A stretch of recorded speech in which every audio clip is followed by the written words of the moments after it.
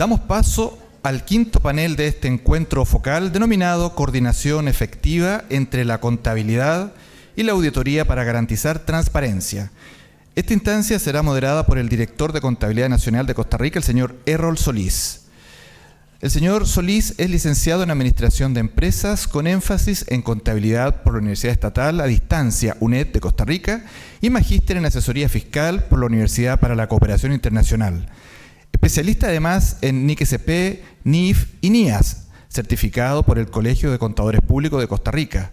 Cuenta con amplia experiencia en normativa contable y auditoría pública. Ha ejercido la docencia en la UNED, formando profesionales en áreas contables y financieras, y actualmente lidera la Dirección de Contabilidad Nacional del Ministerio de Hacienda de Costa Rica, donde supervisa la gestión contable y la aplicación de estándares internacionales en el sector público. Señor Errol, bienvenido. Muchas gracias. Primero que todo, gracias por la invitación a la Contraloría General de la República de Chile. De verdad que la hemos pasado muy bien y muy interesante todos los temas que hemos visto el día de hoy. En el panel tenemos tres distinguidos profesionales. Una dama, Araceli Méndez, gran reconocida persona, que ha aportado mucho a la profesión contable. Primero se enfocó en el tema de las empresas privadas, pero luego el tema público le llamó mucho la atención, ¿verdad? Y fue incorporada al tema de banca de desarrollo, superintendencia de bancos, y actualmente está en el Ministerio de Economía y Finanzas de Panamá. Ha tenido varios roles como directora de crédito público, gestión de la deuda pública, participando en las negociaciones de la cartera de préstamos de banca privada y mercados de capitales, y representante alterno en las reuniones de estos organismos internacionales. Actualmente, en su cargo, lideró el proceso de implementación de un modelo de ERP integral para el sector público del país en un nuevo modelo de GFT. Desde 1914 a 2016 fue parte del Consejo de Normas Internacionales de Contabilidad del Sector Público del ISASB, y muy importante, es miembro fundador de FOCAL. Eso es sumamente relevante. También contamos con la presencia del excelentísimo doctor Camilo Benítez Aldana. Él es abogado, egresado de la Facultad de Derecho y Ciencias Sociales de la Universidad Nacional de la Asunción de Paraguay, especialista y máster en argumentación jurídica de la Universidad de Alicante de España. Es egresado de la Escuela Judicial del Consejo de Magistratura de Paraguay, doctor en Derecho por la Facultad de Derecho y Ciencias Sociales de la Universidad Nacional de Asunción, profesor adjunto de la asignatura de quiebras en la Facultad de Derecho y Ciencias Sociales de la Universidad Nacional de Asunción, y como agente síndico de quiebras desde el 2011 hasta el 2016. 2016 fue electo por la Cámara de Diputados de la Nación en el tema de Subcontralor General de la República, continuando en el 2019, pero en el 2016 fue nombrado Contralor General de la República, cargo que fue renovado en el 2021 hasta el 2026. Ha ejercido la presidencia de la Organización de Entidades Fiscalizadoras Superiores de los países del Mercosur y asociados 2020-2022, y actualmente preside la Organización Interamericana y del Caribe de Entidades Fiscalizadoras Superiores, o la CEF, para el periodo 2023-2025. También fue electo por unanimidad en el marco de la Asamblea Ordinaria de la OLACEF en 23 de septiembre de 2022. Y actualmente es electo presidente de la Comisión Técnica Especial del Medio Ambiente de la OLACEF, periodo 2025-2027. También contamos con la presencia del excelentísimo Ricardo Proboste Acevedo. Es ingeniero comercial de la Universidad Gabriel Mistral de Chile y contador auditor de la Universidad de Concepción. Cuenta con 25 años de experiencia en la Contraloría General de la República de Chile y ha desempeñado ahí diferentes cargos en la función de auditoría de la organización. Fue Contralor Regional de las Contralorías Regionales de los Lagos y de Valparaíso, subjefe de la División de Auditoría, jefe del Departamento de Fuerzas Armadas, Seguridad, Presidencia y Relaciones Exteriores, y actualmente se desempeña como jefe de la División de la Fiscalización de la Contraloría General de la República desde el diciembre de 2023. Bienvenidos a los panelistas. El día de hoy pues tenemos un tema muy relevante, esa relación entre la contabilidad y el tema de fiscalización a través de las auditorías. Cada país tiene sus formas de auditar o de fiscalizar, ya sea a través de la Contraloría, auditorías internas o auditorías externas de cada de las entidades. Y esto es un tema muy importante porque los estados financieros son para tomar decisiones, es sumamente importante, pero esas decisiones tienen que estar fundamentadas en información clara, transparente y veraz. Y para eso, pues evidentemente tenemos que tener controles internos en la generación de la información financiera, pero también tenemos que tener agentes externos que nos verifiquen o nos validen que la información que estamos emitiendo pues tiene alguna razonabilidad en cumplimiento de las normas. Y eso se ha transformado mucho, principalmente con el tema de normas contables. Antes los parámetros con que se utilizaban para verificar un estado financiero desde un punto de vista de auditorías y en donde no teníamos un marco claro, contundente de normas, pues eran principios de contabilidad generalmente aceptados, y eso da un margen muy grande de toma de decisiones o de justificaciones. Pero con los marcos normativos contables más específicos, pues ya tenemos una base mucho más certera para dar una opinión, y en donde hay criterios ya fundamentados para definir si el actuar de la contabilidad ha sido apropiado o no.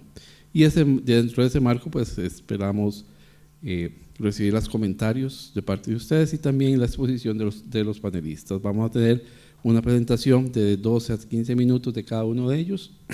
Algunos traen presentación, lo pueden hacer desde sus lugares o pueden utilizar el podio como ustedes se sientan más a gusto. Haremos unas preguntas y también recibiremos comentarios o preguntas del público.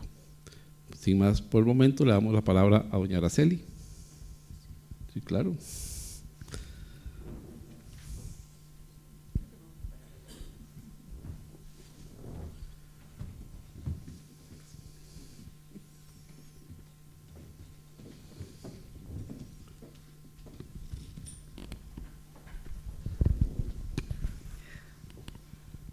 Muy buenos días. Primero que todo, quisiera agradecer esta gran bienvenida, esta invitación de nuestra cita anual en el foro de Focal y este gran beneficio de contar con la presencia de tan grata audiencia y las exposiciones que hemos estado recibiendo nos ha dado esta motivación de seguir participando en estos foros y de seguir creciendo en este foro. La gran participación en distintos temas que el foro de Focal nos ha estado empujando prácticamente a mantenernos en una línea de acción, en una línea de interés para seguir tratando de participar con ustedes y de combinar conocimientos entre los que damos y los que recibimos, es que nos tiene aquí en este foro y nos tiene en este gran país que se llama Chile, que nos ha recibido con los brazos abiertos, que ha controlado la temperatura a su antojo, desde ponerla calientito para dejarnos llegar y después nos va enfriando para que nos vayamos ambientando. Y así nos vamos quedando acurrucados cerca de ellos. Si es que lo que necesitamos ahora es precisamente seguir pendientes de este seminario, de este foro, de este intercambio de conocimientos para que todos salgamos más que satisfechos. Muchas gracias de nuevo por la invitación y muchas gracias por dejarnos compartir aquí en esta bella ciudad. A mí en esta ocasión me toca, no creía que me tocaba primero, pero bueno, es antes del almuerzo y ahí me gano a Ramón también de que no se me van a dormir, ¿verdad? Entonces, a ver si esto funciona como debe ser. Tenemos el título que nos tocó compartir con ustedes: la coordinación efectiva entre la contabilidad y la auditoría para garantizar la transparencia, un pilar estratégico para la transparencia en la gestión de recursos del Estado. Esto es en Panamá, como lo introdujo nuestro querido moderador, en Panamá tenemos unas características. Primero, que la Contraloría de varias décadas atrás trató de emular el modelo de Chile casualmente. con mucha pena lo digo, que trató de emular, porque siento que Chile siguió evolucionando en su Contraloría y Panamá quedó con el control previo, y eso todavía existe, y creo que somos el único país. Y es que ¿para dónde cogemos? Si es juez y parte, si es la Contraloría el fiscalizador o es el coadministrador, ¿verdad? Entonces, todas estas bifurcaciones que tenemos en el análisis nos llevan a que tenemos que evaluar primero por dónde están las líneas más claras. Y esto obviamente empieza con gobernanza. Cualquier actividad que nos ocupe para tomar decisiones está compuesta de un cuerpo de equipo de distintos niveles que nos ayudan a tomar estas decisiones y ver dónde están estos cuellos de botella, las facilidades, dónde está la facilidad para tomar decisiones. Y creemos que para poder manejar estas cosas siempre tiene que haber un fundamento de gobernanza y un pilar estratégico. Este pilar es la coordinación entre la contabilidad y auditoría en el sector público panameño. Es crucial para garantizar esta transparencia, que es la que al final del día, como funcionarios públicos, nos tenemos que pegar a ella, nos tenemos que casar con ella. Y para eso tiene que haber confianza y tiene que haber una gestión de recursos del Estado bien canalizado. Esta articulación fortalece la credibilidad institucional y la confianza ciudadana, obviamente, para poder definir y abordar distintos tipos de desafíos que vienen acompañados de distintos tipos de riesgos.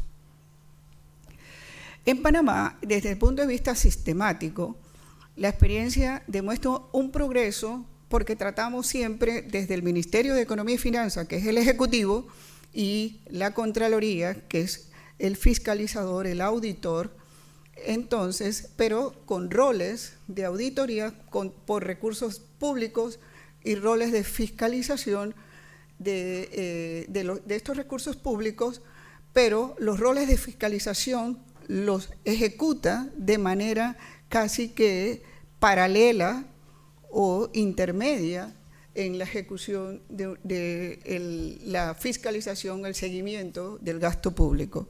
Entonces, estamos, como todo, el marco de referencia va a ser una norma, tenemos marcos normativos con fundamentos legales y reglamentos claros. Tenemos herramientas tecnológicas, uso estratégico de plataformas y sistemas para optimizar operaciones, pero estas herramientas tecnológicas han sido el proceso creciente de cambios y modernización del Estado, que siempre han nacido, por lo general, como iniciativas del Ejecutivo. También hemos estado procurando que toda esta evolución de mejoras continuas también nos adoptemos o nos vayamos acercando cada vez más a las buenas prácticas institucionales, adoptando nuevas metodologías y procesos probados para la gestión pública. Por ende, uno de los grandes también desafíos que se tiene es la formación profesional.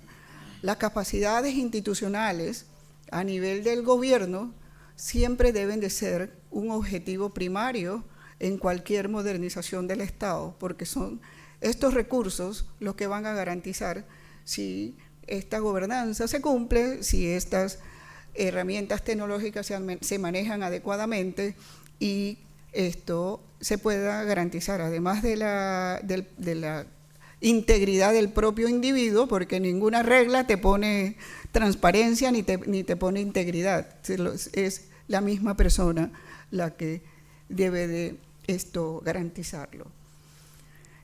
Dentro del marco normativo tenemos los pilares de la gestión financiera, que en nuestro país se rige bajo leyes nacionales, estándares internacionales, guías técnicas.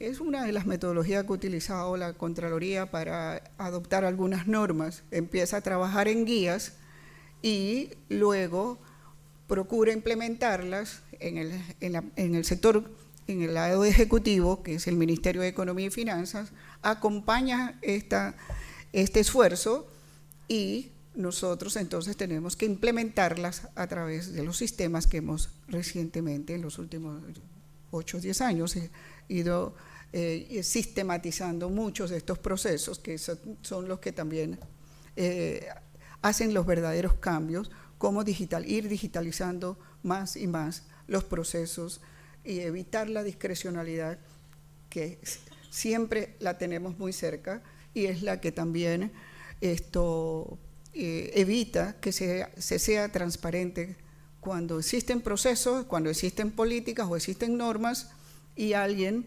crea un procedimiento moderadamente entendible, creo yo. Cuando las cosas no resultan, entonces, ¿qué pasa? Sobre un proceso que ya existe se están creando resoluciones y memorándum y se transponen dentro de la propia institución y de repente se convierten en una práctica no recomendable. Y son las que sacan los procesos ya definidos y adoptados. Las principales referencias normativas en Panamá, las más relevantes con relación a esta materia que estamos tratando, empiezan desde y las más recientes, porque siempre viene la ley que modifica la otra, la ley tal y la ley tal, y las más recientes que están vigentes vienen desde 2002, sobre la transparencia en la gestión pública. También tenemos la ley 22 del 2006 sobre contrataciones públicas, una ley que cada vez que viene un gobierno nuevo le pone un elemento nuevo, y hoy día casualmente se está revisando la ley de contrataciones públicas. Ley clave en temas de transparencia, ley clave en temas de no orientar en una ley intereses creados, ya sea de económicos, políticos, sociales o de los que fuesen. Si es que esa ley sí tiene un peso importante para todos los procesos de control, de supervisión, de seguimiento, de ejecución de la calidad del gasto y todo lo demás. La ley 34, muy importante en el Ministerio de Economía y Finanzas como su principal rector en finanzas públicas, que es la Ley de Responsabilidad Social Fiscal, donde se fija principalmente los límites del déficit y la exigencia de informes financieros consolidados, y también es una ley que pone, además de una cantidad de lineamientos, tanto para el balance neto, ya sea por arriba de la línea o por abajo de la línea, pero de qué a veces sirve una buena ley. Por cierto, es una ley que está inspirada en la Ley de Responsabilidad Social Fiscal del Brasil, ¿no? De las cuales los colegas del Brasil, cuando empezamos a trabajar en este proyecto, que empezó como un proyecto en la Dirección Nacional de Contabilidad, vinimos a tomar las experiencias de Brasil y de Chile, y en el 2011. Pero cuando le decía así en el almuerzo ayer a las compañeras de la mesa, yo tenía un interés particular de oír de los propios mentores de la ley de la responsabilidad social fiscal cuál era el proceso de esa ley desde el punto de vista administrativo, técnico y de controles. Y la sorpresa nuestra fue que los controles fue lo que menos adoptamos, o sea, penalidades más que todo, ¿no? ¿Cuántas veces voy a la asamblea a hacer cambios en la ley de presupuesto? ¿Cuántas veces voy, si no eres eficiente en la ejecución, qué penalidad puedes recibir? Bueno, esas son nuestras debilidades en nuestra ley, que tiene muy buenos elementos para monitorear el déficit fiscal, pero no así algunas penalidades que creen mejores conductas en el gasto público, ¿no? Y, por ejemplo, para la pandemia, tema que hablamos muchísimo y no los quiero aburrir ahora porque de pandemias tratamos muchos foros y tratamos muchas conferencias, muchos webinars y todo lo demás, pero en nuestro país la lección que dejó la pandemia no fue nada grata. Y la Ley de Responsabilidad Social Fiscal no fue el suficiente muro de contención para el excesivo gasto público que se dio en esos 3 años, ¿no? Y creemos que hay que tener mucho cuidado cuando hablamos de controles y de seguimiento de nuestras normas, nuestras reglas y nuestros estándares. Yo creo que si bien hay las leyes de excepción, hay que tener mucho cuidado cuando hay excepción, porque también a esas excepciones se les tiene que poner límites y para que una ley formal no quede como un documento de referencia nada más. Si es que esa es nuestra experiencia en este caso. Y tenemos el caso de las principales referencias normativas, las normas como parte de nuestro modelo inicial. Uno de los pilares era la adopción de normas internacionales de contabilidad y las normas de control interno que están coordinadas y regentadas por la Contraloría General de la República. Los roles complementarios también tenemos la contabilidad y la auditoría. El rol de la contabilidad, como ya todos conocemos, es responsable, en nuestro caso, de establecer y mantener sistemas de registros financieros precisos, oportunos y alineados, por ahora, alineados a las NIC-SP y el manual gubernamental que garantiza la fiabilidad de los datos, facilita la consolidación de estados financieros y proporciona la base para la toma de decisiones.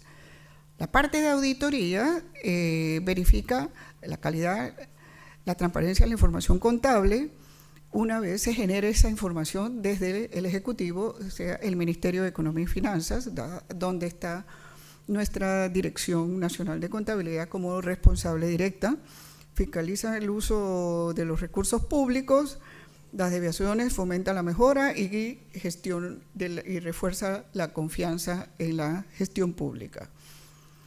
Esta confianza que debe promover las contralorías, justamente no solamente a través del ciudadano, porque sabe que la Contraloría está allí fiscalizando que esa licitación se haya adjudicado adecuadamente y después que se adjudican los desembolsos y todo lo demás.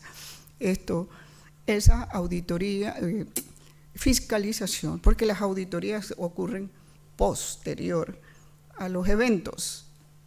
Entonces, cuando les explicaba que hay una bifurcación allí entre qué es auditoría y qué es fiscalización en Panamá, la fiscalización es la que está tomando mayor relevancia y los casos que ya son muy públicos de corrupción son los que se convierten en acciones de auditoría. Pero la fiscalización es prácticamente diaria, es la que digo yo que es coadministración, ¿no? Y tenemos ese famoso control previo, que es el que más se siente tanto por la ciudadanía como por la gestión pública para gestionar todo lo que es presupuesto, compras y demás. La experiencia y buenas prácticas institucionales tenemos de la Contraloría General de la República, fortalecer el control interno, con las distintas capacidades e instalaciones que ellos tienen y recursos que manejan. La DNC, como le llamamos a la Dirección de Contabilidad, tenemos un proceso de mejoras continuas a través del sistema muy dinámico y con la herramienta del sistema de gestión financiera en una plataforma SAP, es un ERP de mercado que tenemos desde el 2015, implementado en el 100% del gobierno central y un 80-90% en este proceso cerrándose las instituciones descentralizadas, y estamos trabajando para incorporar a las universidades, la Caja del Seguro Social y las empresas públicas con unos cambios en la metodología de cómo recogemos su información, porque son empresas que se manejan con normas NIF y nosotros para consolidar necesitamos el neteo de información con ellas para garantizar una consolidación del gobierno, del sector público en general. Y tenemos también una oficina que le llamamos la Autoridad de Transparencia y Acceso a la Información, la ANTAE, que monitorea las transparencias web institucionales. Año por año hace un ranking de todas las instituciones, cómo cumplen con las normas que ellos han establecido, exclusivas para el sector público, ¿no? Además de que la propia Contraloría también, para cada vez que hay cambios de gobierno, la Contraloría le exige a un nivel de funcionarios que ingresan por nombramientos directos o a niveles de ministros, viceministros, directores y demás, tienen que presentar una declaración jurada de su patrimonio para evaluar con cuánto entran y después con cuánto salen. No sé si será efectivo o no, pero esa es la regla.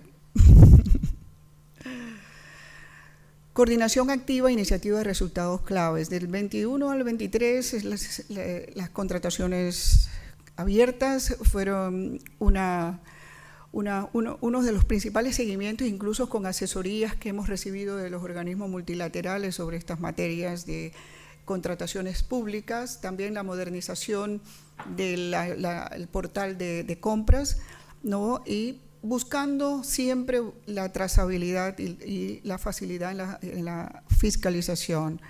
Mejoras continuas del propio sistema, como le comenté antes, para mejorar y seguir modernizando la gestión financiera pública, así como la auditoría social participativa. Hubo cambios sobre buscar la confianza ciudadana a través de estas auditorías mucho más participativas con los entes involucrados en el proceso. La Academia del Gobierno, que es la Contraloría procurando llegar al sector público de una forma más didáctica y organizada de la intervención de la Contraloría en sus procesos. Tenemos también a través de la Contraloría se ha mejorado lo que es el registro electrónico, el ingreso de gasto, facilitando la fiscalización y el control. Ahí también fue un trabajo colaborativo, incluso a través del sistema acá en el Ministerio de Economía y Finanzas. La propia ANTAI está siendo más enérgica a través de sus mejoras en su plataforma de información de quejas y denuncias ciudadanas. Eso le ha gustado también mucho a la ciudadanía porque, la libertad que tiene el público de accesar a los medios, las redes tienen una función, como ustedes lo saben, muy dinámica en el público, y utilizan estos medios para también hacerse sentir. Los retos y desafíos en la coordinación están por el entorno político cambiante, que tiene mucha influencia a veces desde los tomadores de decisiones como en la rotación del personal. La transparencia y el control, persiste todavía el riesgo de la manipulación y la resistencia a la fiscalización, demanda de mecanismos de verificación que mida resultados. O sea, la medición de resultados creo que es una de los retos que debemos enfrentar muy pronto. La gestión presupuestaria, desvíos y sobrecostos no son atendidos inmediatamente, se dilatan un poco su atención. Y la confianza ciudadana, que seguirá siendo un pilar definitivo. Eje estratégico, la homologación de normativas tecnológicas, el fortalecimiento del control y la capacitación continua como parte de tres ejes que ambas instituciones hemos tratado de colaborativamente fortalecer. Y para no seguir y darle tiempo a nuestros colegas, muchísimas gracias por su atención. Estoy abierta a sus preguntas.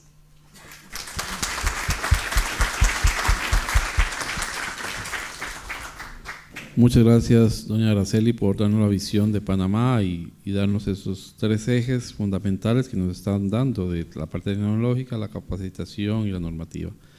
Seguidamente, pues tenemos a don Camilo Benítez Saldana. Muchas gracias.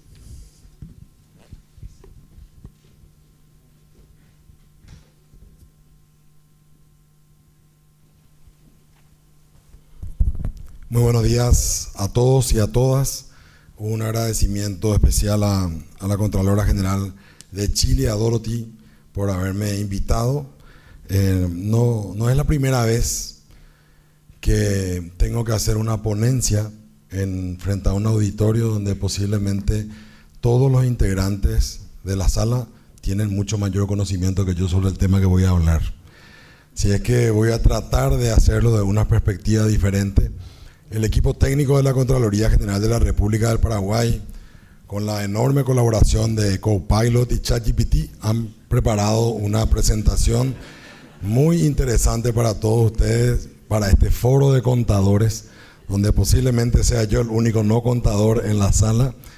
Pero voy a obviar esta presentación y hablarle de algunas cuestiones relativas a la política, que creo que está detrás de lo que estamos hablando en este foro. Particularmente, por ejemplo, de la transparencia. Porque hablamos mucho el día de ayer, escuché a los panelistas, muy interesante la intervención del compañero Ramón, que casualmente fue al baño ahora, y por eso no puedo decirle lo mucho que me gustó la presentación que hiciera el día de ayer, que hablaba de transparencia gubernamental y en particular transparencia fiscal y los beneficios que trae la transparencia fiscal con relación al Producto Interno Bruto, a la deuda externa y a la calificación país, que claramente hoy la transparencia es uno de los elementos prioritarios para la función pública.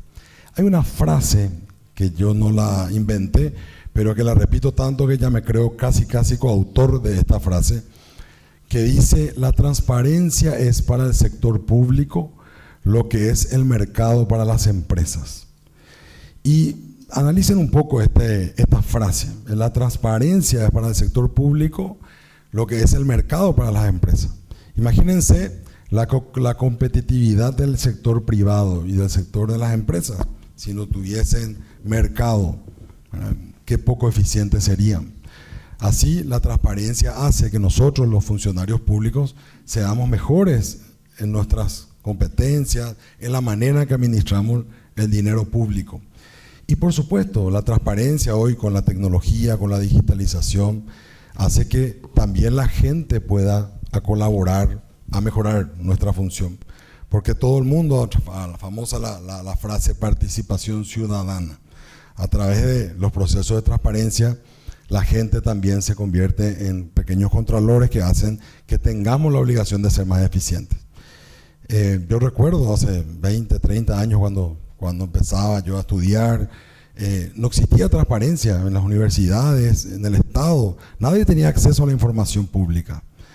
Hoy en día eso es casi una realidad. Y esto lo diría al final, pero no me quiero olvidar de decirlo. Hoy en día, un país que no tiene una cultura de rendición de cuentas, que no tiene procesos de transparencia, ni siquiera se puede llamar un Estado democrático. Es decir, estos principios son la base de que las instituciones funcionen y de que pueda hablarse de que un país es democrático. En Paraguay este año se promulgó una legislación que le otorga a la Contraloría una capacidad diferente, que se denomina la Ley de Integridad Pública, Transparencia y Prevención de la Corrupción. Y le da a la Contraloría, normalmente las Contralorías o entidades de fiscalización son control externo, control posterior, y esta nueva ley le da un rol preventivo a esto. Y en los procesos, no les quiero aburrir mucho con esto, pero en los procesos de transparencia existen dos tipos de transparencia.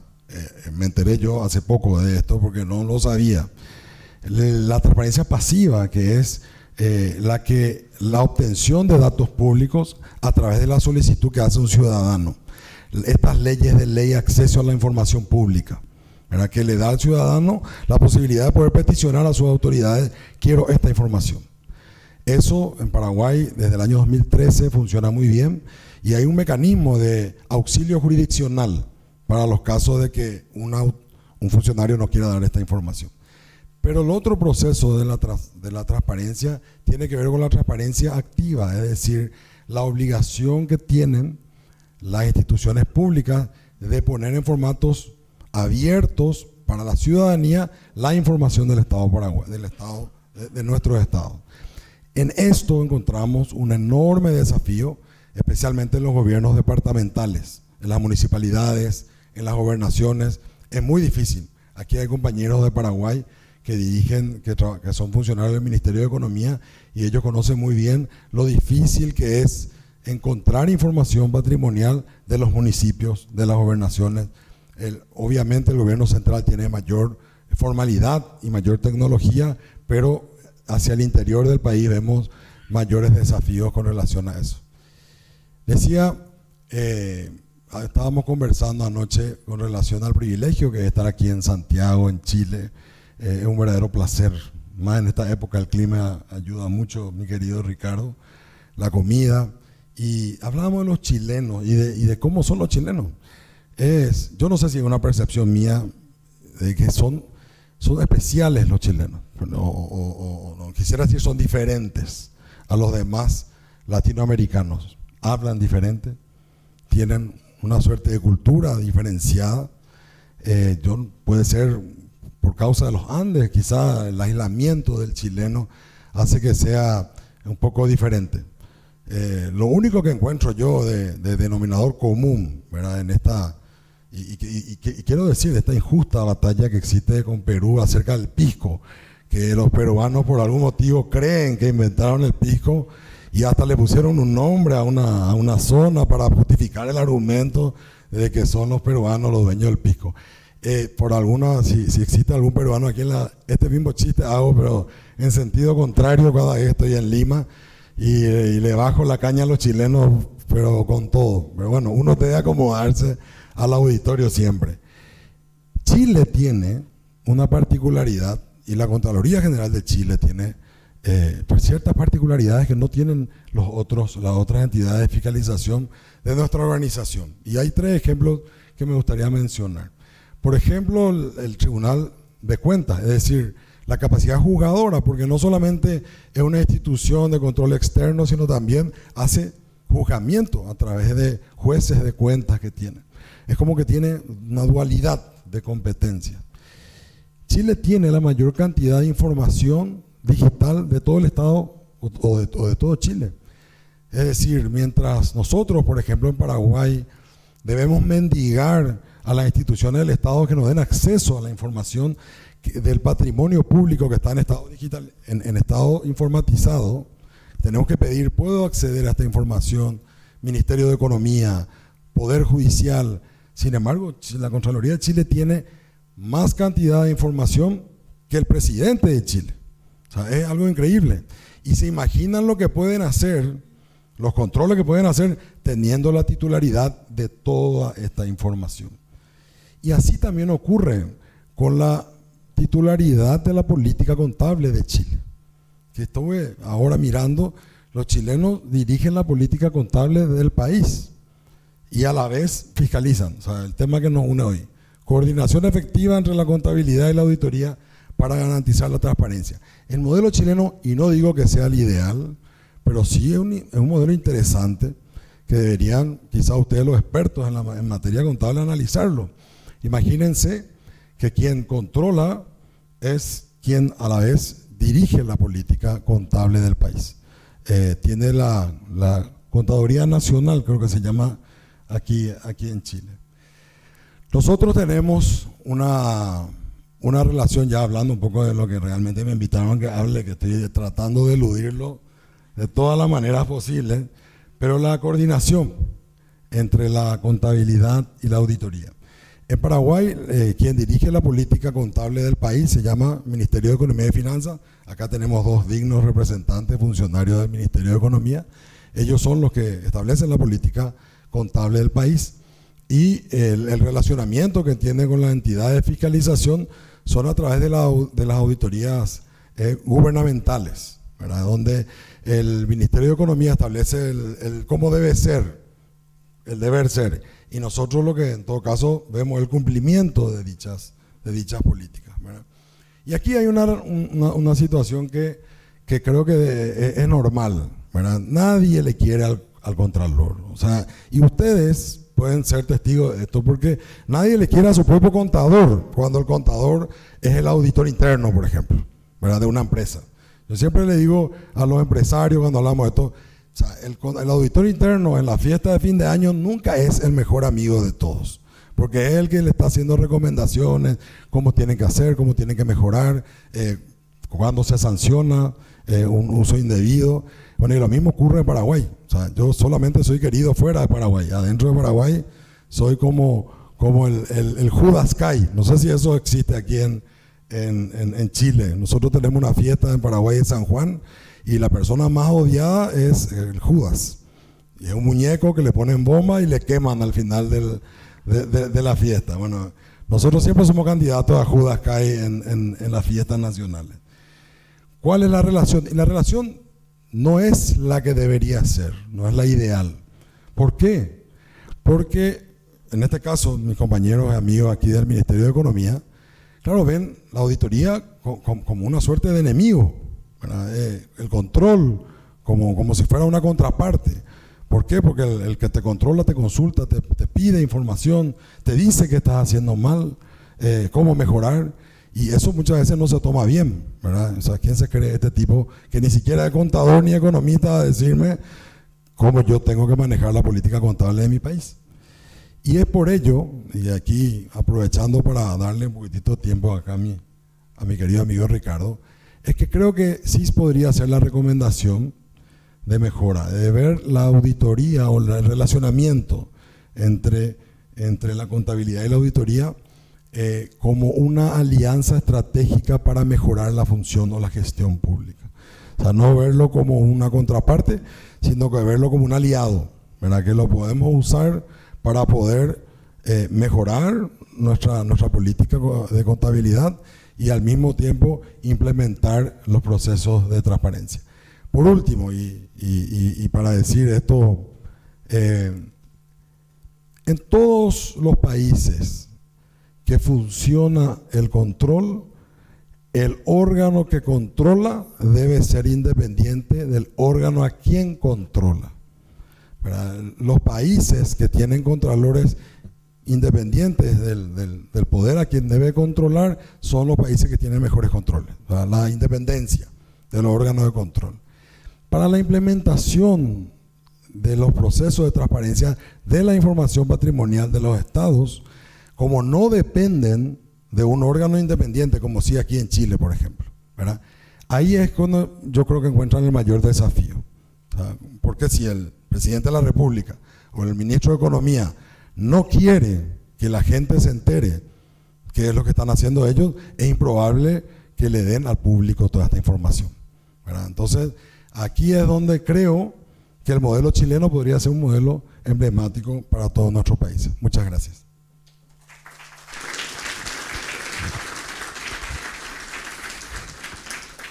Muchas gracias, doctor Camilo, por ejemplificarnos el tema de independencia de la entidad fiscalizadora y también el tema de coordinación con los entes contables. Seguidamente tenemos al señor Ricardo Proboste Acevedo. Adelante. Muchas gracias a todos los presentes, gracias por la invitación también. Le voy a aclarar, sí, al señor Camilo, que el pisco es chileno. Lo vamos a dejar en acta en este Focal 2025. Lo preparan mejor los peruanos, es verdad, pero el pisco es chileno. Que quede en acta, por favor. No sé si está por ahí el control, porque lo voy a hacer desde acá. Bueno, ahí está. Yo represento el mundo de la fiscalización de la Contraloría General de la República de Chile, no del área de la auditoría, de la contabilidad, por lo tanto les voy a hablar de la fiscalización, de algunas auditorías que hemos hecho en el ámbito de las finanzas públicas. La Contraloría en el año 2015 comenzó con la implementación de las normas internacionales de contabilidad del sector público, con el sector público, luego con el sector municipal a partir del año 2020. Y una de las interrogantes que se nos planteó en ese momento fue: ¿cómo auditamos estos estados financieros provenientes de esta contabilidad? ¿Tenemos la capacidad como Contraloría de llevar a cabo este desafío de hacer las auditorías de estados financieros como un órgano externo? Son alrededor de 2.400 entidades las que tiene que fiscalizar la Contraloría, por lo tanto era bastante poco probable que pudiéramos nosotros con nuestras capacidades llevar a cabo las auditorías de estados financieros de estos estados contables. Pero algo teníamos que hacer, ¿verdad? En nuestro rol como órgano superior de control, algo teníamos que hacer. Si bien hay entidades que auditan externamente sus estados financieros a través de empresas auditoras, la gran mayoría de las entidades públicas y municipales no tiene ni hace ese tipo de auditoría, sino que la que tiene el encargo de hacerlo es la Contraloría General de la República. Lo primero que puse ahí como una frase es: no hay auditoría sin contabilidad, ¿verdad? No hay auditoría sin contabilidad. No puede existir la auditoría sin la contabilidad. ¿Puede existir la contabilidad sin la auditoría? Ustedes me dicen, son la mayoría del área contable. Algunos serían más felices incluso, yo creo, sin la auditoría. Pero vamos a ver qué resultados tenemos en el marco del trabajo que hemos hecho.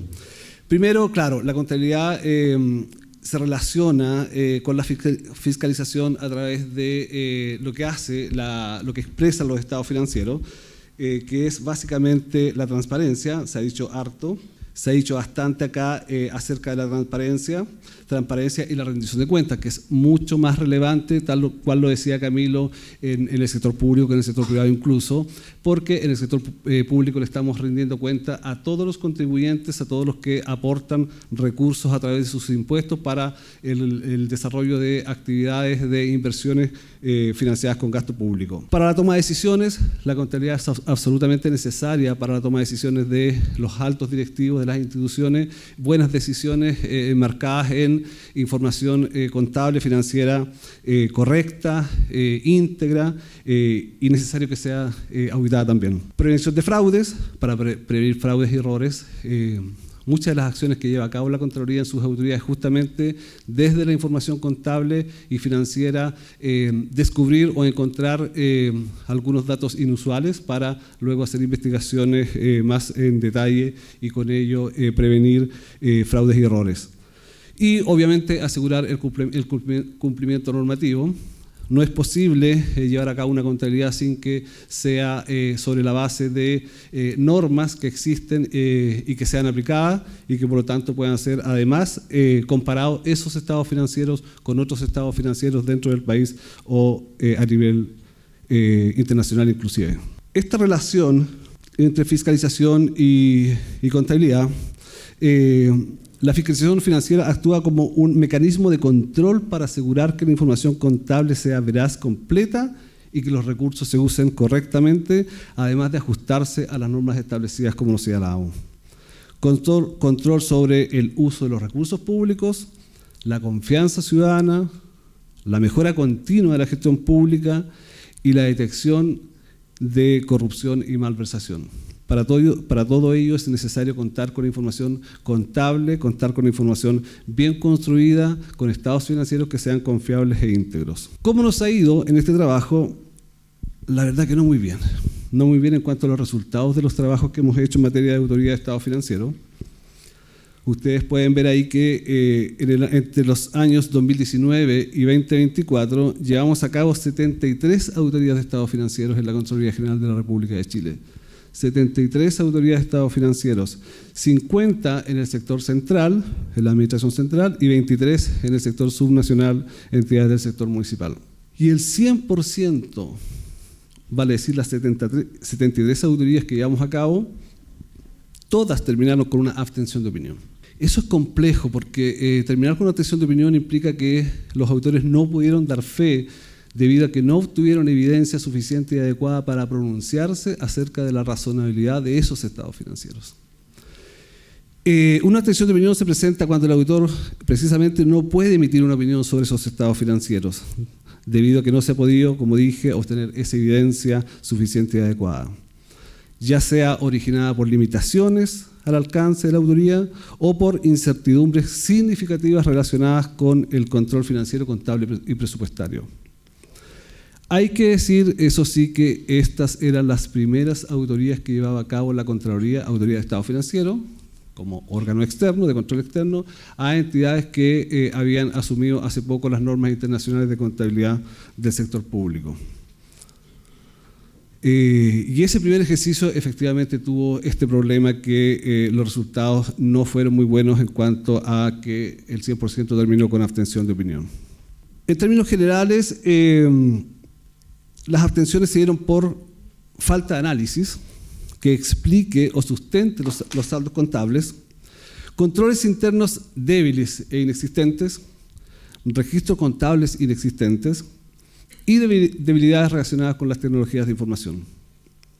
Las principales implicancias de un estado financiero con abstención de opinión es, obviamente, afecta a la transparencia y la confiabilidad de la información que está presentando las entidades en su estado financiero.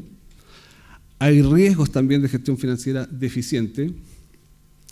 Hay impacto, afecta la toma de decisiones. Es imposible que la dirección pueda tomar decisiones con información financiera que ha sido sujeta o objetada desde el punto de vista de la abstención que ha ejecutado la Contraloría.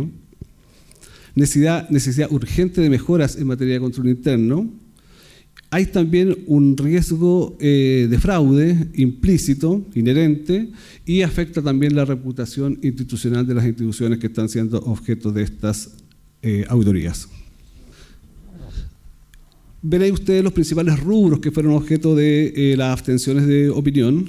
El 38% de aquellas objeciones que dieron cuenta de la abstención de opinión correspondió a anticipos, vale decir, entidades que registraban operaciones distintas a la naturaleza de la cuenta contable y no presentaron análisis de cuenta, pagos no devengados en cuanto a los anticipos. Transferencias, 44% de las entidades presentaron recursos no rendidos por los ejecutores ni exigidos por los otorgantes, rendiciones no revisadas ni aprobadas, entre otros. En cuanto a las disponibilidades de recursos, el 56% de las entidades presentaron problemas con las disponibilidades, partidas conciliatorias no contabilizadas, de antigua data y sin respaldo. Fondos en administración, el 53% de las entidades presenta disponibilidades de fondo sin ejecutar, recursos emposados sin aplicación, falta de análisis. Y finalmente, deudores presupuestarios, el 66% de las entidades auditadas presentaron ausencia de análisis y detalle de los montos registrados, falta de recuperación y ausencia de gestiones de cobro de esos derechos. ¿Cuáles pueden ser las causas basales de estos resultados vinculados con la abstención de opinión? ¿Cuáles son los problemas subyacentes a estas dificultades? Elucubramos algunos, los presentamos ahí. Lo dejamos también a conocimiento de ustedes y para este foro que pueda servir como algún motivo de análisis posterior. Sistemas contables obsoletos, por ejemplo. Alta rotación en los equipos que hacen trabajo vinculado con la contabilidad. Cambios normativos complejos o normativa compleja, pudiera ser también alguna causal. Capacitaciones insuficientes, responsabilidad también nuestra en términos del trabajo que hacemos. Falta de involucramiento de la alta dirección en los aspectos financieros contables. Personal no idóneo. Auditorías internas poco involucradas. Pudiéramos también tener un problema en cuanto a las auditorías internas que no estén debidamente involucradas en los aspectos financieros contables. Pudieran ser algunas o una combinación de estas, efectivamente, y es una cuestión que habrá que analizar en profundidad. ¿Qué acciones de coordinación hemos establecido con la División de Contabilidad y Finanzas Públicas de la Contraloría? Frente a estos resultados, primero, teníamos que hacer algo distinto. Probablemente si hacíamos la auditoría número 74 íbamos a tener el mismo resultado que las otras 73, ¿verdad? Entonces pensamos cómo podíamos ejecutar algo diferente respecto a este aspecto y determinamos ya no ir por la auditoría financiera completa, sino por rubros y además con un sentido de enseñanza respecto a las personas a las que estamos auditando. hacer segundas auditorías de aquellas donde ya fuimos y tuvimos la abstención de opinión. Y ahí hay una noticia buena, alentadora, que en hemos hecho una sola, de esas 73 entidades ya el resultado no fue abstención, sino que fue un poquito mejor, fue una opinión con salvedades, que es mejor que la abstención. Pero eso ya nos puede, si bien es poco, nos puede dar alguna luz de que hay una mejora en lo que se está haciendo en cuanto a los estados financieros y la contabilidad. La División de Contabilidad y Finanzas Públicas nos asignó además un profesional que está a cargo, digamos, de apoyar al Departamento de Auditorías Financieras de la Contraloría para resolver dudas, atención permanente de consultas y reuniones periódicas para abordar los temas contables, capacitaciones a funcionarios que ingresan al Departamento de Auditoría Financiera. La auditoría financiera es compleja, la auditoría financiera en el Estado es compleja porque en general en las universidades no se enseña contabilidad pública y por lo tanto la gente que llega a la Contraloría, los profesionales que llegan a la Contraloría no tienen un conocimiento basal sobre auditoría financiera si no han conocido sobre contabilidad pública. Mesas de trabajo entre la División de Contabilidad y Finanzas Públicas con las entidades auditadas para resolver también las materias que fueron objeto de estas observaciones que derivaron en las abstenciones de opinión, y capacitaciones conjuntas a entidades públicas entre el área de auditoría financiera y la División de Contabilidad y Finanzas Públicas. Esperamos y tenemos la esperanza de que nos vaya mejor en las revisiones posteriores y ya se los comentaremos seguramente en otro encuentro. Muchas gracias.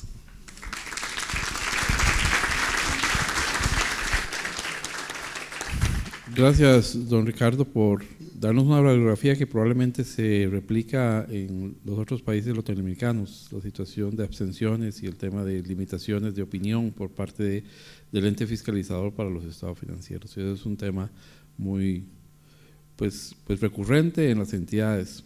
Y desde ese punto de vista, doctor Camilo, en tema de abstenciones, ¿qué hace un ente controlador cuando revisa los estados financieros y no aprueba ninguno y se abstiene de todas las opiniones de los estados financieros? ¿Qué hacer en ese caso?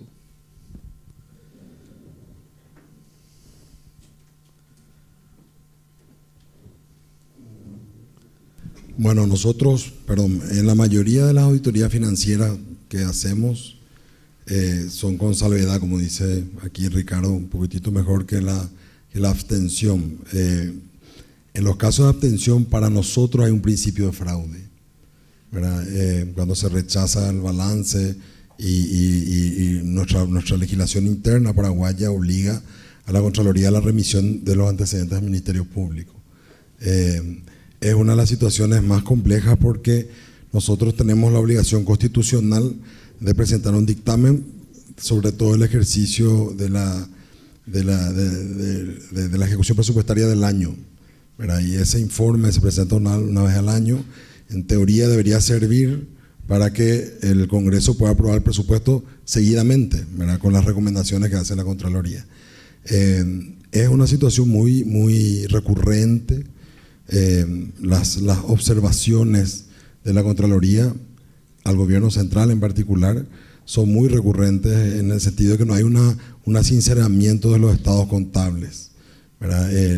Lastimosamente, ¿verdad? Nunca los estados contables reflejan la veracidad o la verdad, porque muchas veces no se actualizan los estados contables. Pero hay toda una situación político-institucional de muchísima dificultad entre la Contraloría y los demás órganos del Estado en cuanto a este punto en particular. ¿Por qué? Porque la remisión al Ministerio Público en principio no causa agravio, pero da un enorme titular a todos los medios de comunicación, ¿verdad? Como si fuera que ya se le condena al administrador, ¿verdad? Nosotros, con salvedad solemos presentar más o menos 150 auditorías por año, ¿verdad? Son muy pocas las que salen con salvedad, diría yo que el 10% más o menos. Don Ricardo, usted nos habla sobre las situaciones del sector municipal, sobre limitaciones que tiene. Normalmente el sector municipal tiene problemas de capacidad financiera sistemas obsoletos, información desactualizada. ¿Qué hacer ante un municipio en donde presenta grandes dificultades en términos de recursos? Sí sabe qué hacer, sabe lo que tiene que hacer, sabe aplicar las normas, pero no tiene los medios ni tecnológicos ni económicos para poderlo hacer. Sí, efectivamente, el sector municipal es un sector bien desvalido, particularmente en las comunas que son más alejadas de los centros urbanos, las comunas rurales, donde no solamente hay problemas de recursos económicos, presupuestarios, sino que además de acceso a profesionales idóneos para llevar a cabo el trabajo. Yo recuerdo varios casos en donde la contratación de personas o permanecían cargos vacantes por mucho tiempo de gente asociada a las finanzas públicas porque no había cómo llenar un cupo de una persona que tenía que viajar quizá un día entero para llegar a una localidad alejada y que por lo tanto ni siquiera podía volver a su hogar durante la semana. Cuesta captar profesionales buenos que lleven estos temas que son complejos, particularmente cuando hay cambios normativos. El cambio de las NIC-SP, claro, desde el punto de vista de ustedes, del contable, del que está siempre trabajando en eso, puede que no haya sido tan complejo, pero desde el punto de vista de quien está en las entidades sí le genera un estrés y le genera una complicación a la hora de ver cómo hacer ciertos ajustes, cómo llevar a cabo ciertas contabilidades. Y ahí es donde se hace muy necesario el apoyo nuestro. Nosotros somos pocos funcionarios en la Contraloría. Para la cantidad de entidades que auditamos siempre tenemos una dificultad en términos de escasez, pero hay que buscar la manera de llegar y de apoyar a esas entidades. En la Contraloría tenemos una Contraloría regional por cada una de las regiones que existen en el país y esas Contralorías regionales también hacen un trabajo de apoyo, de capacitación hacia las entidades y particularmente a las más, como digo, desvalidas, que son normalmente las comunas más alejadas de los centros urbanos, comunas rurales con poco presupuesto, con poco personal. Gracias. El cambio tecnológico es importante para mejorar las transacciones y la transparencia. En el caso de Panamá, doña Araceli lideró el tema de un ERP. Cuéntenos cómo esa transformación ha mejorado la transparencia. Mira, en el tema tecnológico creo que está centrado nuestra principal atención. ¿Por qué? Porque si no digitalizamos procesos, si no interrelacionamos sistemas, la información siempre va a quedar rezagada y la información no va a entrar en un modelo de gestión que te dé buenos resultados, sí, sobre todo oportunos. Si es que para nosotros, entre más interoperables sean los procesos y más digitalizados, no estar utilizando métodos para salir del paso, evitamos discrecionalidad, somos más oportunos y tenemos tiempo de evaluar calidad de la data. Si es que eso para nosotros es sumamente importante en cualquier área de acción, no necesariamente para hacer una auditoría, sino también para buscarle calidad a los estados financieros, para buscarle calidad a los reportes periódicos y la única forma es menos intervención manual y mayor digitalización. Gracias, doña Araceli. En el tema de capacitaciones del ente fiscalizador, pues es un tema relevante, como en el Paraguay lo hemos tratado. Doctor Camilo.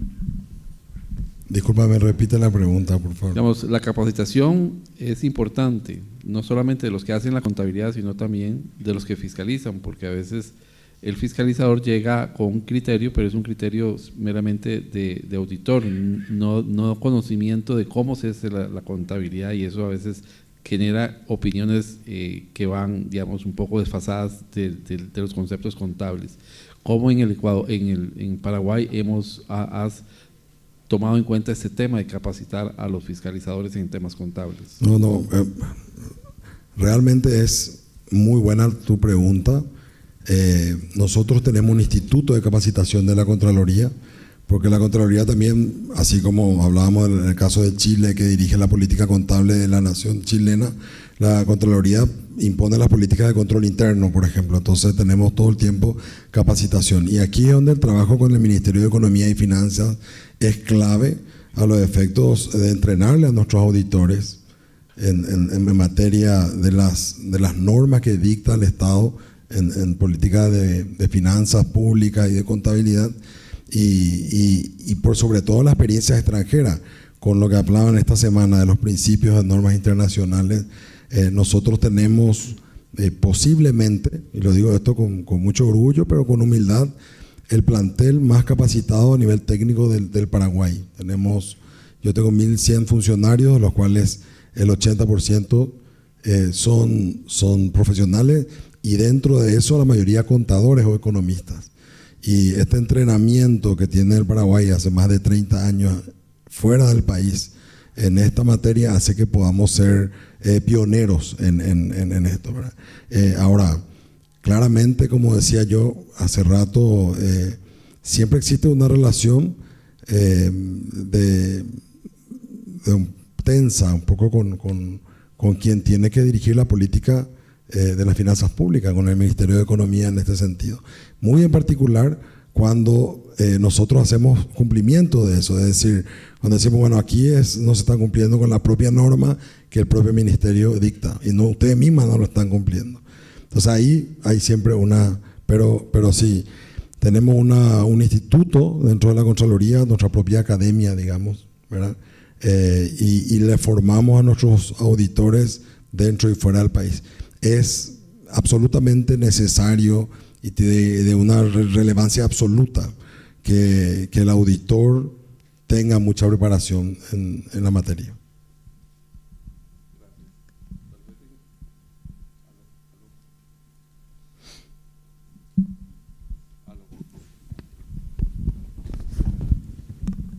Aló, ok. Tal vez damos un espacio para preguntas de los colaboradores. Adelante. Gracias, Ricardo. Voy a bajar del plano teórico para el plano práctico.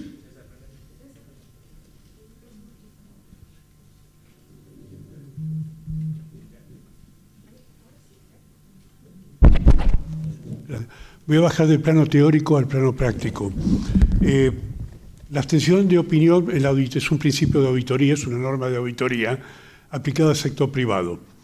El problema es que cuando se aplica al sector público, es decir, el informe del auditor tiene que ir a un órgano superior que es el Parlamento, y el Parlamento no puede recibir un informe donde que es su asesor le diga, no sé, no estoy seguro. Más que en el Estado, el control prácticamente vía tribunales de cuentas es concomitante a la gestión. Por eso creo, y no sé cuál es tu opinión, si para el Estado la abstención de opinión solamente debiera estar reservado no a ese amplio universo que mostraste, sino a temas exactamente muy puntuales. Porque, por ejemplo, que haya sistemas contables obsoletos, bueno, eso no es un motivo para abstener, porque hoy es obsoleto lo que hace 10 años atrás era totalmente vigente. Por eso quiero ver esa diferenciación entre la abstención de opinión en el sector público, en los estados del sector público, y lo del sector privado, para poder lograr una diferencia y que realmente la abstención de opinión en el Estado sea prácticamente impracticable.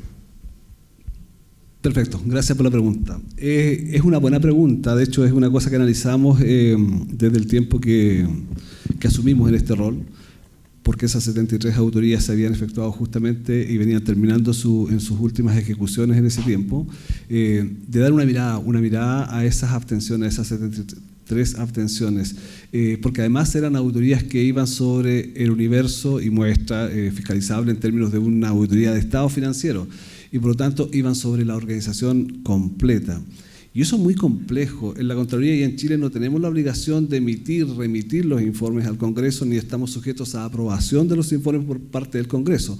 La Contraloría reporta una vez al año los principales hallazgos de las auditorías que lleva a cabo en el mes de junio al Congreso Nacional.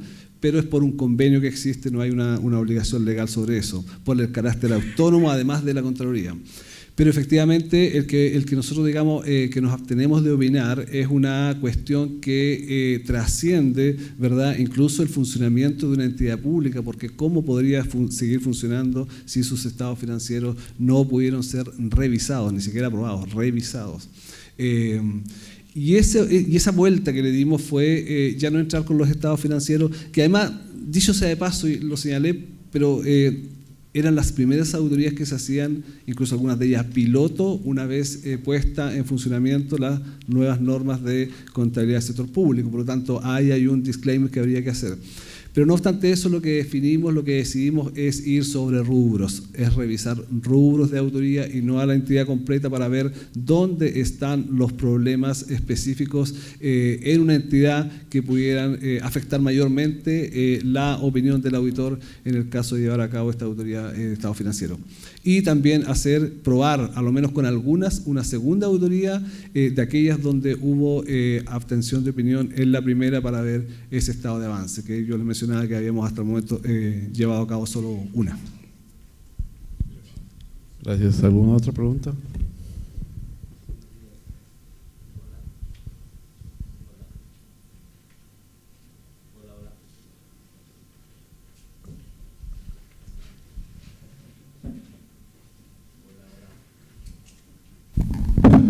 Hola, ahora sí. Bueno, sí. Quería un poco ampliar lo que ya comentó el colega de Argentina. No sé hasta qué punto han visto al colega de Chile el tema de la capacitación a los funcionarios en Contraloría en temas de NIF o NIC-CP, porque también auditan, entiendo, empresas del Estado y universidades que aplican IFRS.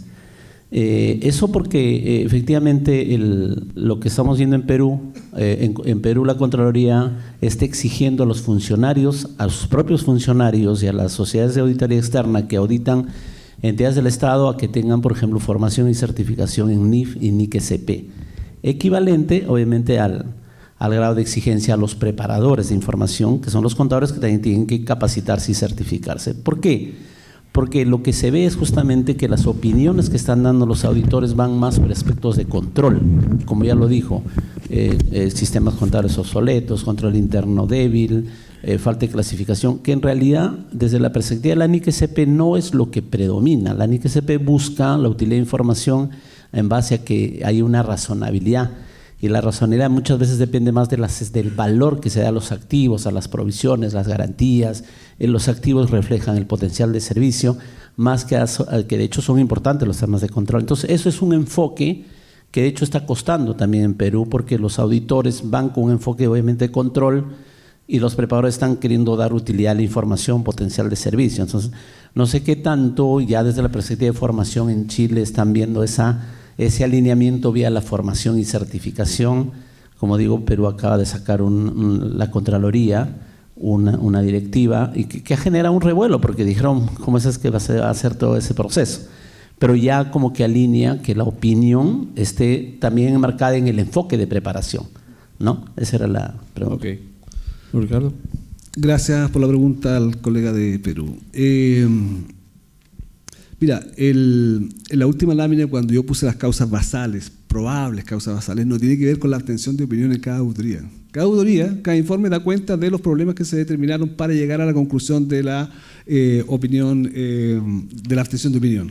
No tiene que ver con los problemas agregados de las auditorías, sino que lo que trató de buscar la última lámina era de mostrar algunas probables causas basales que pueden estar llevando a que nuestros informes, nuestras auditorías terminen con este resultado.